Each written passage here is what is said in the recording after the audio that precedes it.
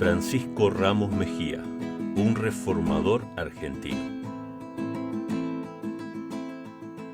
A comienzos del siglo XIX, el hacendado criollo Francisco Hermógenes Ramos Mejía tomó la audaz decisión de adquirir extensos territorios al sur del río Salado.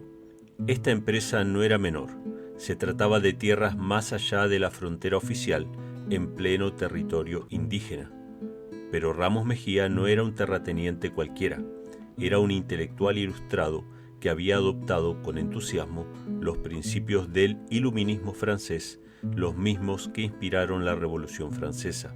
Durante su vida pública desempeñó cargos destacados en el Alto Perú y en 1810 fue designado regidor del Cabildo por la primera junta del gobierno. Estaba casado con Antonia Segurola, hija del gobernador, intendente de La Paz y heredera de una considerable fortuna. En su paso por el Alto Perú, Ramos Mejía entró en contacto directo con los pueblos originarios, que vivían bajo condiciones de opresión cultural, económica y política. Fue entonces cuando comenzó a desarrollar una visión más empática hacia los pueblos indígenas, una perspectiva inusual entre los miembros de su clase social. Solía afirmar: no hay patria posible para los cristianos sin los indios, ni para los indios sin el concurso de los cristianos. En 1811 se internó en el sur cruzando el río Salado con la intención de adquirir 124.000 hectáreas de campo. Lo acompañaba un grupo de hombres de confianza, entre ellos José Luis Molina, vaquiano y traductor, quien oficiaría como enlace con las comunidades originarias. Ramos Mejía se reunió con los caciques locales para comunicarles que deseaba comprar las tierras al gobierno, pero que no lo haría sin su consentimiento. Si ellos se oponían, volvería a su hogar. Esta actitud, tan poco habitual, conmovió a los indígenas, pero aún más les sorprendió cuando les ofreció 10.000 pesos fuertes como compensación por habitar su territorio y les aseguró que podrían mantener sus tolderías dentro de la futura estancia. Su único objetivo era convivir en paz. Hacia fines de 1816, Ramos Mejía y su familia se establecieron definitivamente en la estancia Miraflores. Allí, dedicada a la cría de ganado, los nativos aprendieron a sembrar con ayuda del caballo y por primera vez en esa región se cultivaron trigo, cebada y maíz. Se plantaron árboles y se elaboraron artesanías domésticas. El indígena dejó de ver al hombre blanco como un enemigo invasor, y Ramos Mejía se propuso aplicar el espíritu de una de las primeras medidas tomadas por la Junta de Mayo: reconocer a los pueblos originarios como hijos legítimos de América, con los mismos derechos que cualquier ciudadano, promoviendo su educación, cultura y libertad. Ramos Mejía era un hombre de fe, con una creencia profunda en las Escrituras. Compartía una visión milenarista. Creía que antes del fin de los tiempos, Cristo establecería su reino en la tierra durante 1000 años, aboliendo toda forma de esclavitud, opresión y tiranía heredada de la vieja Europa. Para él, América era la tierra prometida.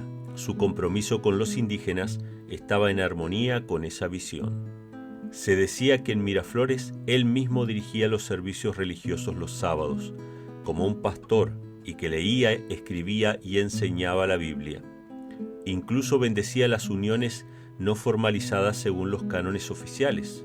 Tanto indígenas como criollos respetaban las normas espirituales y sociales que Ramos Mejía promovía, a las que llamaban la Ley de Ramos. El 7 de marzo de 1820 se firmó en la estancia el Tratado de Miraflores, un acuerdo que garantizaba la no agresión entre blancos e indígenas. Uno de sus artículos exigía que los pueblos originarios devolvieran el ganado robado, mientras que los criollos debían respetar la propiedad de los nativos. Por fin, la tan anhelada paz parecía hacerse realidad, pero fue un espejismo. 8 meses más tarde, un malón, ajeno a las tribus vinculadas a Ramos Mejía, atacó las localidades de Lobos y Salto. En respuesta, el gobernador Martín Rodríguez ordenó la detención de todos los indígenas que trabajaban en Miraflores, acusándolos de espionaje y colaboración con los atacantes. Ante la amenaza, algunos intentaron resistir, pero Francisco los convenció de rendirse en paz. Él mismo iría al fuerte a explicar la situación. Sin embargo, la reunión con Rodríguez resultó catastrófica. El gobernador le comunicó que sus indios no serían liberados y que él mismo debía regresar a Buenos Aires para ser juzgado, acusado de herejía por sus prácticas religiosas poco ortodoxas y por su estrecha relación con los salvajes. Ramos Mejía fue desterrado de Miraflores.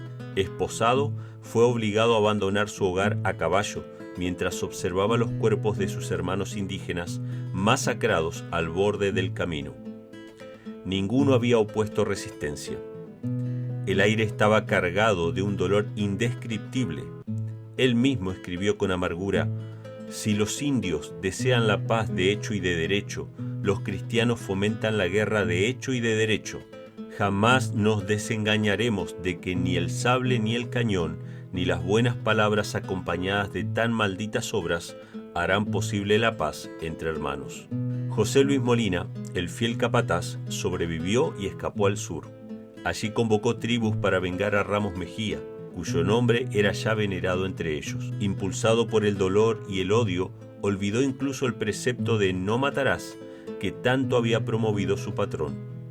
En abril de 1821, estancias vecinas fueron arrasadas por el fuego, y al igual que los indígenas de Ramos Mejía, numerosos criollos inocentes pagaron con sus vidas el precio de un conflicto incontenible. Solo Miraflores quedó en pie, símbolo de una utopía de paz que no pudo ser. Ramos Mejía fue finalmente confinado en su chacra Los Tapiales, donde continuó rodeado de algunas familias indígenas que acamparon en sus tierras, protegiendo a quien los había defendido y compartido su destino. El hombre que soñó con una tierra de justicia para indígenas y criollos falleció el 15 de marzo de 1828. Mientras esperaba autorización para su entierro, un grupo de nativos ingresó a la casa, tomó su cuerpo y lo llevó hacia el sur del río Matanza.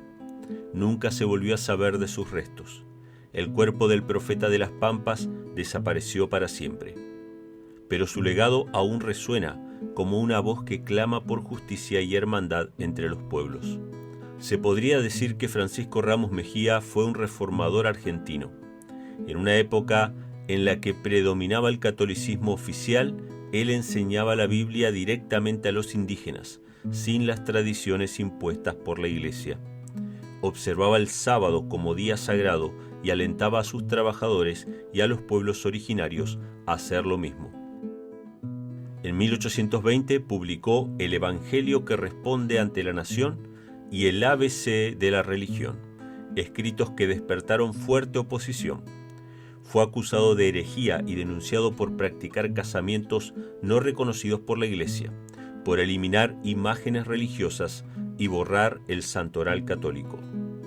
Aunque muchas de estas acusaciones no pudieron probarse, el solo hecho de guardar el sábado y enseñar la palabra de Dios fuera del marco institucional provocó que el gobierno, con la aprobación del ministro Bernardino Rivadavia, lo intimara a suspender toda práctica contraria a la religión del país.